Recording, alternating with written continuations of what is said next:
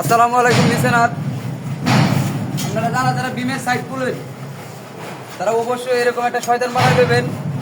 মাত্র একটা ভাই 5 মিলি রড লাগে 20 মিলি, আর একটা মানে বাইরেতে লাগে 120 টাকা খরচ। আপনারা লোকা যদি আপনি সাইট খুলতে চান, রশি বাঁধতে হয়, বাঁশ বাঁধতে হয়, 2 জন করে লোক লাগে, আমরা একজনে খোলা যায় ভাই। আপনি দেখেন একটা সাইট খুলতে আমার কতক্ষণ সময় লাগে। ভিডিওটা ভালো লাগলে সবাই অবশ্যই শেয়ার করে দিবেন, আর ভিডিওটা লং হইলে সবাই একটু দেখবেন।